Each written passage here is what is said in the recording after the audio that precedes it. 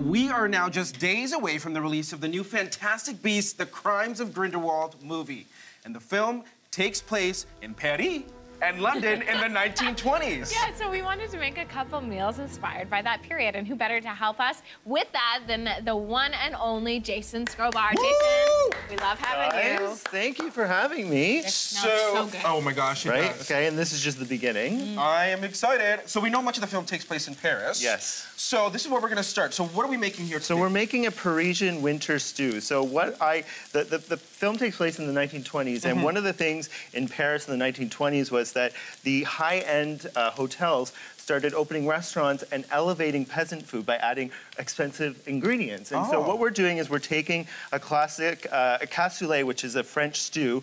We're sort of making it my own. Okay. So what we have in here is we have some cabbage, some carrots, onions, leeks, all the aromatics. What I'm gonna get you to do is I'm gonna get you to add all of the rest of the ingredients. Perfect. So we've got some chicken stock that goes in, so Okay. all of that. And how much chicken goes in. stock? That's Is this 2 cups. 2 cups of chicken stock? And right. Jason, you almost caramelized it. Sorry.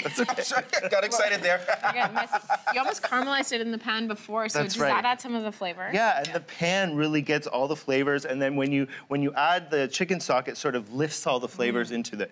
So the rest of the ingredients, we've got some diced tomatoes. And how long should you be kind of letting this all? So after sit all for? of this goes in, you're gonna let it go for 25 minutes. Okay. And some And white these beans. are white beans? Yeah. That's right. Now I'm so That scared. sound was not the most pleasing. And then, so what we did is we're using some sausages and chicken thighs. Why chicken? Chicken thighs, I mean, you can use chicken breasts if you want, but chicken thighs just have so much more flavor. Oh, okay. Right? It's so true. I love a good chicken thigh over like a chicken breast because chicken breast can be dry. That's right. You want some of this green stuff Yeah, on there? so the green stuff is thyme and parsley, and Okay. all of that goes in. And this is And why I look love at your that. segments because you learn all about the spices. Right? Keep going, all of it. Okay. Oh, you want it all? Dump it all. There you go. Okay.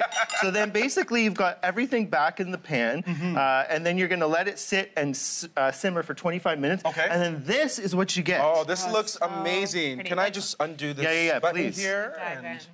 and try this. So good. Okay, Jason, while we let our stew simmer, This Yes. is a big piece. let's move on to high tea. High tea. So yeah, we're in London. It's good, eh?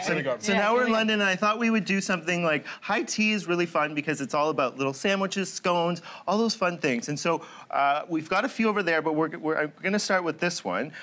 This is a curried egg salad. Curried Curried salad. egg. So we've got hard-boiled eggs, Okay. we've got apples, and we've got red onions, and we've got parsley. It looks so fancy. Okay, wait, back up a second. Did you put apple in your curried egg salad? Yeah, so Granny Smith apple adds a little bit of tartness to it. So there's all kinds of different flavors. The curry, the apples, the onions. And so you basically just mash all that up. And then to get the sandwiches to look all pretty like that is, all you want to do is you want to just take off the crusts. Make it nice and square. And, my friends, do not throw these out. Keep these and use them to make breadcrumbs. Oh, Right? yeah, We're okay. all about no waste here. I okay? like that. I could do that with my son's sandwiches for school. There you go. That's right. Breadcrumbs, breadcrumbs. Okay. So then all you do is you cut them in half. and you then do this you've got, pre-egg salad. Yeah, exactly. Okay. So now you have these cute little triangles, and then there you go. Oh, that looks good. Easy peasy, Okay. right? And then you top it. Now, one of the things that I thought was really fun with this one is after you top it, you've got some mango chutney here. So I want you to just put a little dollop of that on top of the sandwich? of the sandwich. Not only So looks it's like pretty. a sweet, but a little bit of spice. There you go, Okay. right? You got it. I like that. Mango chutney, There you go. apples, and eggs. So all of Wow. that, I think all those flavors really work together. Okay. If you want to try that, Yeah. Brandon, come on over and have something else. Ooh, I don't want to leave my stew there, alone. you can have that for lunch. Before somebody takes it. So the other two that we have here is we have a classic English cheddar and pickle sandwich, and then also a radish and anchovy butter. Bold. Okay. Anchovy butter. But it's got to be good. If Jason's making it, you know it's going to be yummy. Jason, Thank you. thanks so much Thanks, for coming guys. in. Okay, for all Oh my these gosh, recipes. it's delicious. I know, I want to dive... That's the reaction I was going for. I'm going to dive in just a second. These recipes are on our website, yourmorning.ca. Of course, The Fantastic Beasts, The Crimes of Grindelwald hits theaters on Friday. We will be right back. And we're going to eat. Bye, guys.